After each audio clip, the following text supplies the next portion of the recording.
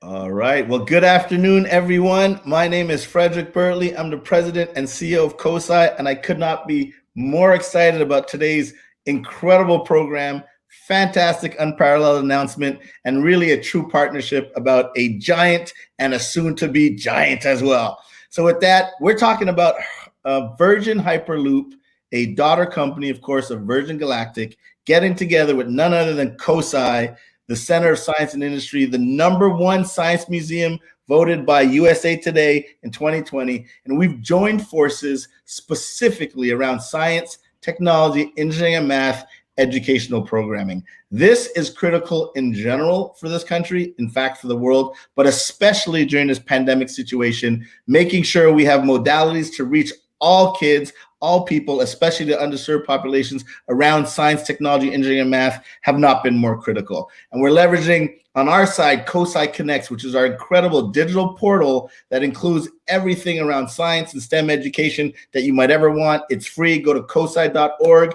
and fill your fancy. Also leveraging our COSI Science Festival, our diversity and equity program called The Color of Science, and then this really cool thing we look forward to talking to you all about today, the COSI Learning Lunchboxes. These are hands-on interactive kits that are both married to the state standards of Ohio, as well as the next generation science standards, everything from K through 12. So if you get one of these lunchboxes from COSI, the COSI Learning Lunchbox, you have everything you need to hit standards related to STEM education.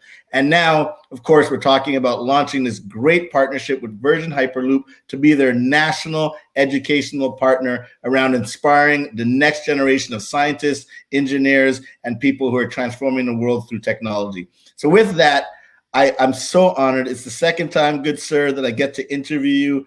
I am with none other than the president and CEO of Virgin Hyperloop and board member Jay Walder.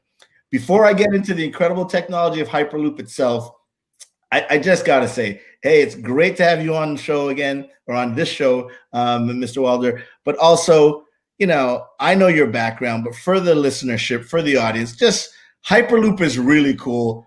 But how do you trip and fall on such a good gig as being the president and CEO of Virgin Hyperloop, the mobility transformational enterprise that's going to change our world? How'd you get here? Talk to a little bit about your background.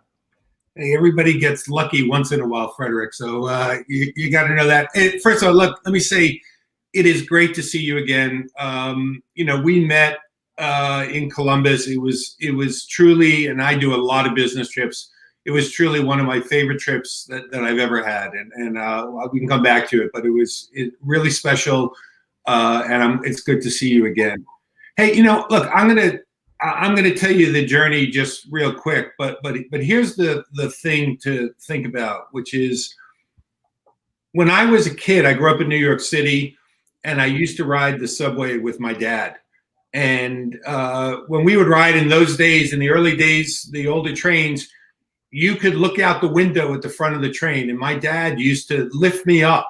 I was a little kid at that point before I became a giant, and he would lift me up, and I'd look out that window and I'd make believe that I was driving that train. And it was always incredibly special to me. And my whole career has been in transit, not necessarily just for that reason, but my whole career has been in transit, and I've loved it. I've loved the ability to be able to think about the fact that transit systems are shaping the cities that we see, and that indeed you can't imagine the cities we have largely without transit systems. Places I've worked, like London and Hong Kong and New York, running those transit systems, and you can't imagine it in any other way.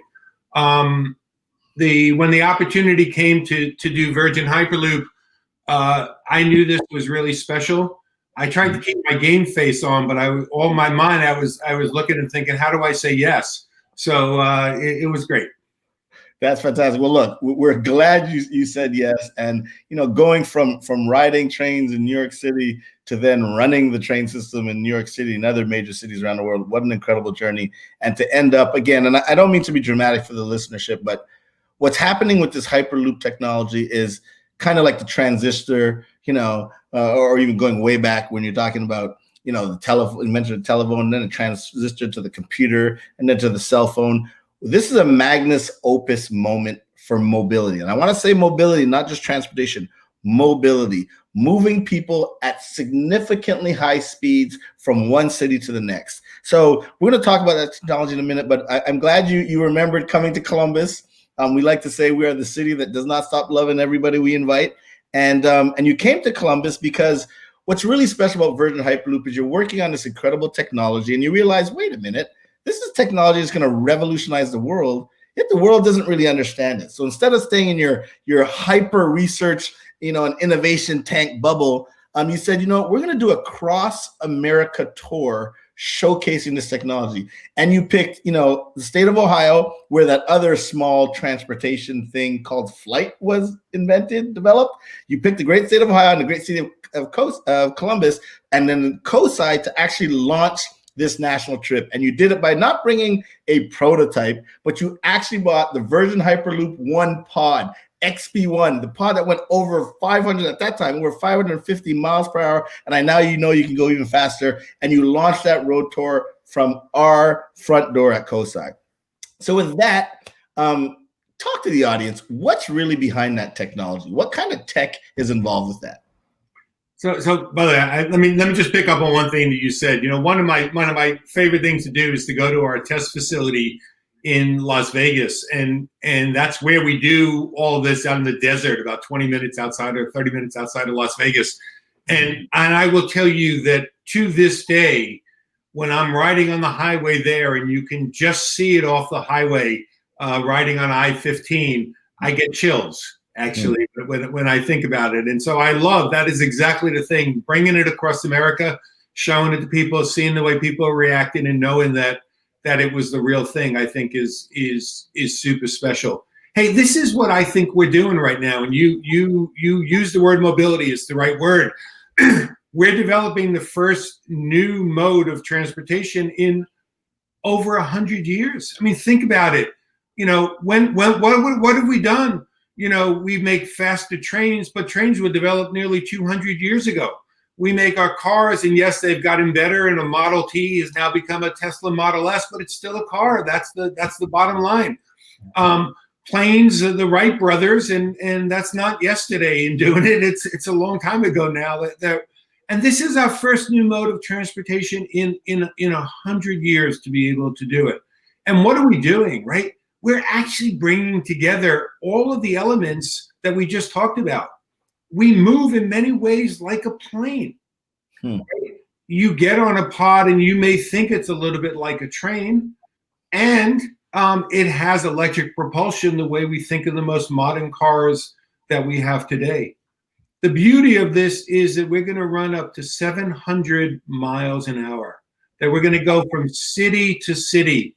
And behind it is really a system that says you're taking things that we know, a vacuum technology, which takes away the pressure that's in a tube. Electric propulsion, as I said before, that we see on cars right now. Magnetic levitation, which is giving you a super smooth ride, so you'll be able to actually hold a cup of coffee at 700 miles an hour. And then how do we control this? We control this with machine intelligence to be able to do it. Autonomous vehicles are using that type of intelligence right now to do this. And if we bring all of this together, we create something that is fundamentally new and different than anything that we've seen before. And that's what I love about it. Yes, it's our future, but it's leveraging everything that we see and know and touch right now, and we can make it happen. We have made it happen. I mean, I think that's exceptional. I mean, it's really, I never thought of it that way, that it really is an amalgamation of all the different transportation and mobility technologies that we've had from the time we crawled out of the caves to today. And I'm a movie guy. I love the movie Planes, Trains, and Automobiles, and I think it's a synthesis of all those. So when we get to the next version of that movie, by the way, I'm not sure who you'll play, but based on my height, I'll play Danny DeVito. But really, just really, folks, this is so important to understand. It's not a sexy new dynamic train. It is really a compilation of all the innovative movements we've made in transportation in general, from automotive to aeronautical to of course, train transportation. So look, one more point about that, if I can interrupt you. And let me make one more point, because I think it's important. I think the other part of this is that it's time that our mobility systems react to the way that we want to live our life today. So I'm a train guy. I told you that up front. I've been riding them my whole life. It's what my career's been about. But trains have what I refer to as the tyranny of schedules. They go where they want to go, when they want to go, and they expect you to adjust your life to their schedule in being able to do it. There's almost nothing in our life today that works like that. Can you imagine having an app and you push a button and say, I'd like to go somewhere, and the answer that comes back is, well, we're scheduling it, and our next scheduled departure is at this. It doesn't work like that for us. Fair enough. So if we really want to have something that is the first new mode in 100 years, it's not just about technology. It's actually representing the way we want to live our life. And then the last point about it, which I make about it, is it also has to represent our values. And one of the things that I love about what Hyperloop is doing is I'm deeply committed to the environment. I believe transportation is a critically important ingredient in being able to do it. And here we're doing something that is 1/10 of the emissions of a short haul plane. 1/10. That's unbelievable. So what you really want is, you want to know you can bring the technology together. You want to know it's going to operate the way that you like to live your life, because this is the way we live our life today. And we want it to reflect the values and the things that we care about, right? And it's doing all those things. That's absolutely incredible. I mean, I love it. Art mirrors life. It's amazing when technology, science, and innovation mirrors life as well. So now I think that's spot on. So of course, COSI is based in Columbus. This is nationally broadcasted, but COSI is based in this great city of Columbus here in Ohio. And Columbus is part of the Midwest track between Chicago and Pittsburgh. So you have this track planned from Chicago to Pittsburgh. You'll talk about how fast, I won't spoil it, you'll talk about how fast you'll go from Chicago to Pittsburgh. But can you talk about what made Columbus a great option to be kind of right there in the middle? I think the fact is that if you look at, and Ohio is a great example of this, right? If you look at the cities in Ohio and why they're there, they have an awful lot to do with where water transportation was, rivers and lakes. That's the bottom line. And we have Cincinnati and Cleveland and Columbus, in different cities in different places, and being able to do it. The fact of the matter is that goes back 200 years. It doesn't actually, again, reflect the way we're thinking about this today. The funny thing about one of the things that I love about Columbus, by the way, is that it's a great city, but it's also connected to a great university and universities. And I think that is giving it a nexus right now that is really, really powerful. And again, you saw that in my visit to Columbus. I think you saw that was there, that connection is vibrant, that's in the city. They're almost seen as one and the same in many ways, and people look at it that way. And there's a thirst to be able to see it as a knowledge center. And I think it is developing. It's one of the fastest growing cities in the entire country, and really developing as a knowledge center. Here's one thing that I learned when I was in Columbus, right? I learned that nobody knows the answer to this question. Nobody in Columbus. I asked the same question to everybody I met. I said, how far is it from Columbus to Pittsburgh? And everybody gave me the same answer, probably including you, Frederic. They said 3 hours. 3 hours. At the time, that's not a distance. Exactly. But everybody is taking distance and translating it to time on 1956 technology called the State Highway System. And everybody gave me the same answer. It's really, really funny to be able to do it. This is what we need to break our mind of. We need to be able to recognize that Columbus can be 20 minutes from Pittsburgh, that Columbus can be 25 minutes from Chicago, that the definition of what is the center may not be what it was 200 years ago, but it may in fact be that the center is now the place that is located less than half an hour from Pittsburgh and Chicago. in being able to do that. And that the things that are defining our great cities for the 21st century, and we will have great cities.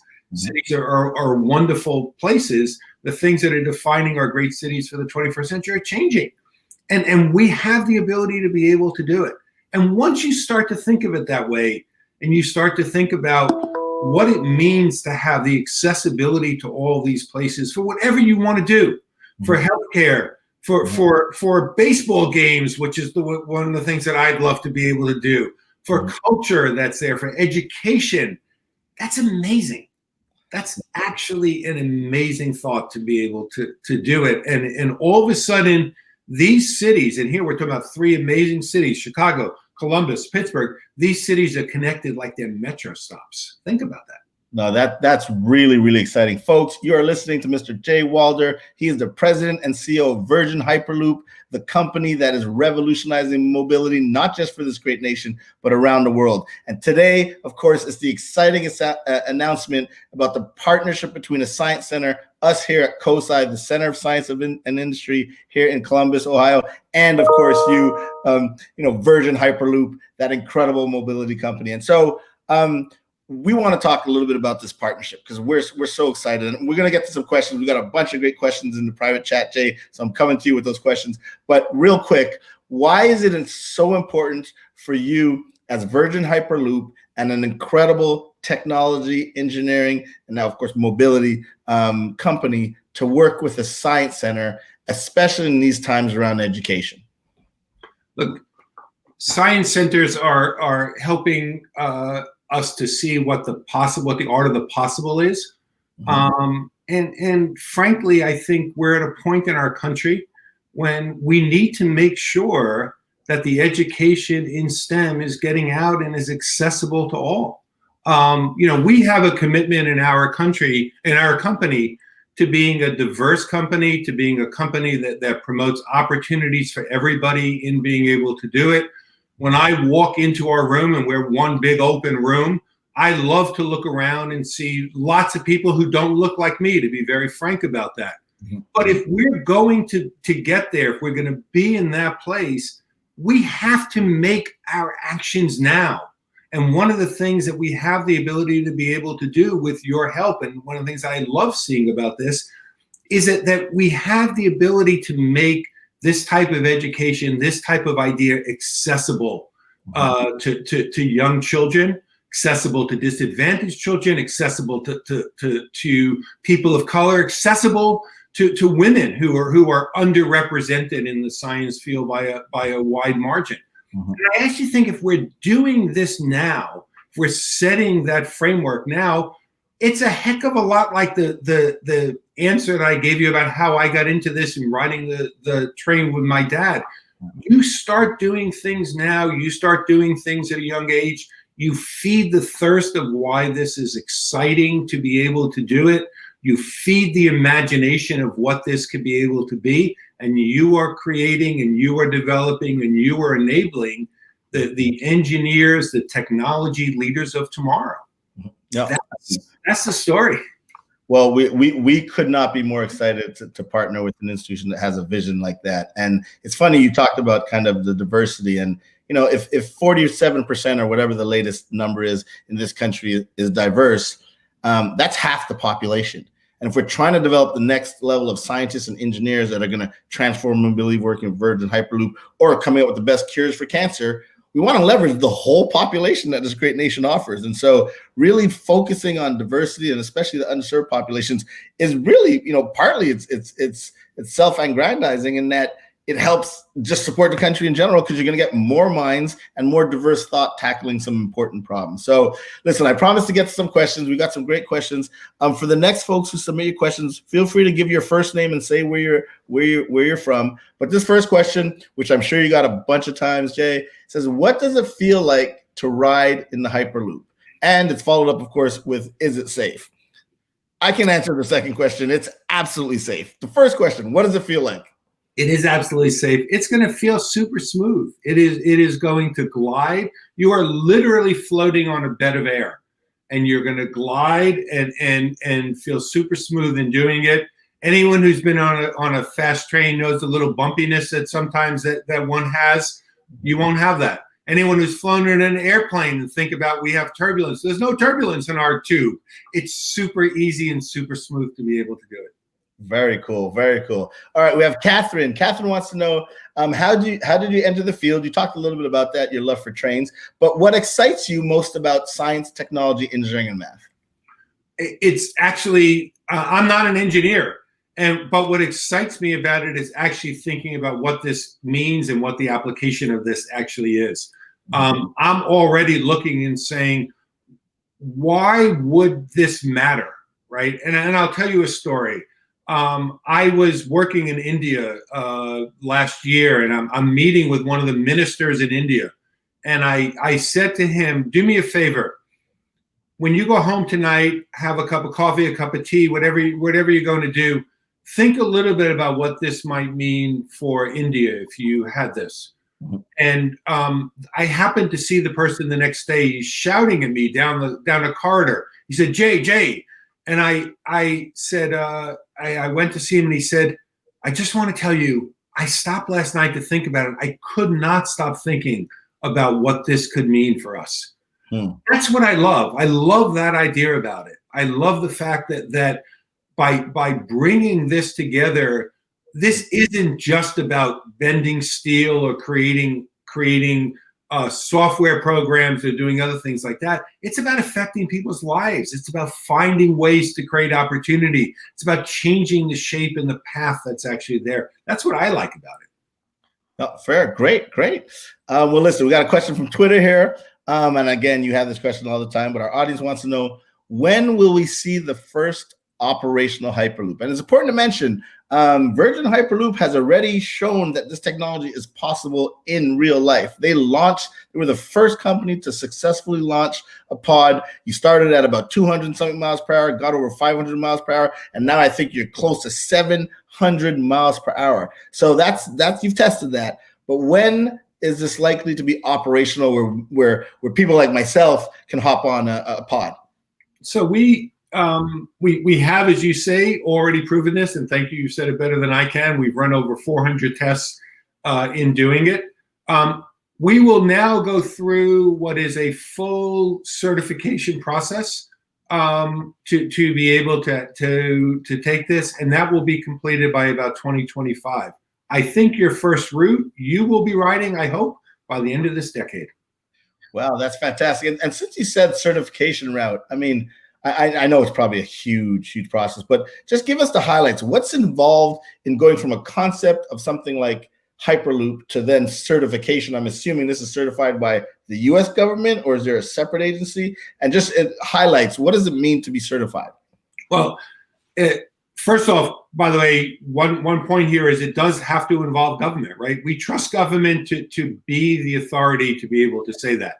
And so it will definitely involve the U.S. government. We were thrilled recently to see the U.S. Department of Transportation come out and say that Hyperloop is the most exciting new transportation that we're looking at right now, and very clearly saying to us, we want to work with Hyperloop to be able to have the certification to do it. What do we have to do to certify it? We have to show that this works and is safe in every way that you can imagine.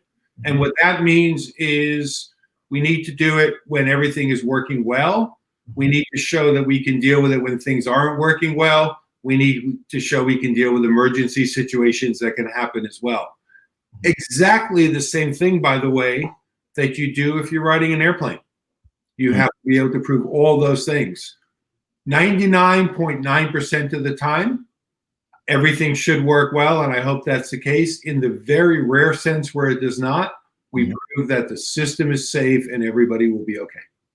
That's fantastic. Folks, you're listening to another COSI Connects Live with Virgin Hyperloop President and CEO Jay Walder. I'm Frederic Bertley, President and CEO of COSI.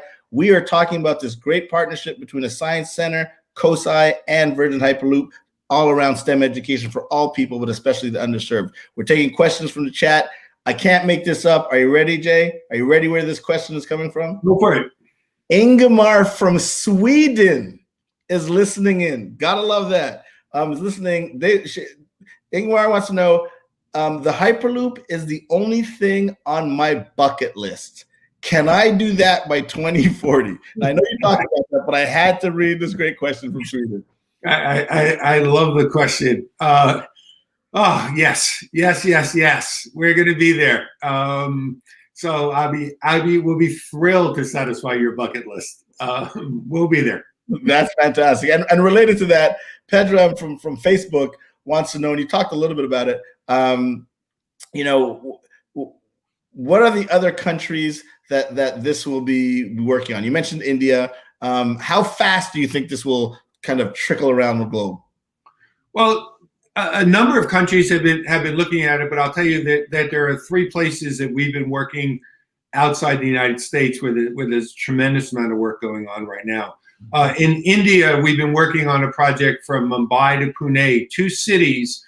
By the way, if you look up right now the top 5 most congested cities in the entire world, Mumbai and Pune will both be on that list. No kidding. This is an incredible route and a place that people just love to talk about. We love it. It's one of our favorite things. We're also working very much in the Gulf, and we're working in both the United Arab Emirates and Saudi Arabia to be able to look at the opportunities there. And here, think of it very, very differently. Think about the fact that there is not a transportation or mobility system that is there right now, that they are looking at how they're building the mobility system for the 21st century and saying, why look at what we've done before? Let's look at what we should be doing for the future. And I love that opportunity. And now, for example, in Saudi Arabia, we've undertaken the first national study of how you would look to be able to build a network of Hyperloop lines to be able to serve the country and to be able to serve the connectivity between that country and other places as well. These are really, really exciting elements of what we're doing. That's fantastic. And unfortunately, I know we're getting close to the end of our time. I'm going to take 2 more questions. As you know, this is all about a partnership between COSI, the Center of Science and Industry here in Columbus, Ohio, and Virgin Hyperloop, who's transforming mobility forever, a la Wright Brothers, a la computer, a la just transforming the very world we live in. So it's all about education. It's all about stimulating that next generation of scientists and engineers who are going to contribute to this and other great fields. And so one of the questions is, can you talk a little more about, just list off some of the engineering disciplines or scientific disciplines that are involved just in the Hyperloop to get the audience to understand how broad STEM is engaged with what you all are doing? So, everything about our pod is like flying a plane. So aerospace is a big part of what you're looking at to be able to do it. The control of what we're doing is artificial intelligence and machine intelligence to do that, and the embedded software that's actually contained in what we're doing. And then now let's imagine the tube that we're talking about and the physical structure that we're talking there. We're now talking about something that's civil engineering that's taking place to do that as well. And that's just three examples. There are other examples that go to battery technology, to our power electronics units, to thermal technology that's there. All of these things are all part of what we're doing. In fact, Ohio State, and we talked about it before, but one of the women in our team is a welding engineer from Ohio State. Look at that. That's no excuses, folks. You heard it here first. There is a discipline. There's an area of work for you under science, technology, engineering, and math if you want to be part of the Virgin Hyperloop team. Incredible stuff. One last question, and I'll wrap it up here. So Todd from Facebook, this is great. Todd asked, will the Hyperloop have the tech to move products that are traditionally shipped by train? So we know we're talking about people, but talk to us about cargo and how that is there a role for Hyperloop there? I have to say thank you to Todd, because that was my miss. I should have talked about that before. This is a system for people and for cargo and goods. But it's for cargo for which speed is important. It's for things that are high value to be able to do it. So probably a little less what you think of as you think of a long freight train that's carrying coal, and a little more when you think about the cargo that's in the belly of a plane. for example, that's moving across the country or moving across the world very, very quickly to be able to do it. Fresh produce, medical equipment, medical things to devices and other things. These can all be really, really powerful things for Hyperloop to be dealing with as well. Fantastic. Folks, you're listening to Mr. Jay Walder. He is the president and CEO of Virgin Hyperloop. It's interesting. Virgin Galactic is transforming travel in space. Virgin Hyperloop is transforming mobility on our very planet. And a question came up when you came here in person to Columbus, and it was around, why is the Hyperloop called a loop if it's a straight line? And I know you answered. And that question came from none other than Stephen White, a vice president at COSI. But the answer to that question is it's called the Hyperloop because the world is round and you're going to be connecting the planet. Folks, this is a great inaugural launch of the rich partnership between COSI, the Center of Science and Industry here in Central Ohio, in Columbus, and Virgin Hyperloop, again, transforming mobility. We are partnering specifically around STEM education, bringing science, technology, engineering, and math to all people, but especially the underserved community. Go to COSI.org, look at all the great information related to this. Go to COSI Connects, and you will actually see some of the cool stuff. We've already partnered with Virgin Hyperloop. There are 2 great videos marrying the technology and science of what Hyperloop does, along with what we have on our website. Jay, Mr. Walder, I want to thank you again. It's always a pleasure to speak with you, and I love how you're changing the world we live in. This is a moment in our history. Thank you for what you do, and I'll give you the last word. My last word is to say thank you to you, Frederic. I just get energized just seeing you and doing this. You and I should just get together all the time by video because I feel like I'm riding on air. So thank you very much. Well, it is my pleasure. And since you are now redefining what a roadshow means, I'm happy to do a roadshow with you anytime. Okay, we're going to try. You take care. Ladies and gentlemen, thanks for being with us. Go to COSI.org or go to Virgin Hyperloop and find out more information. Take care, everyone. Bye-bye.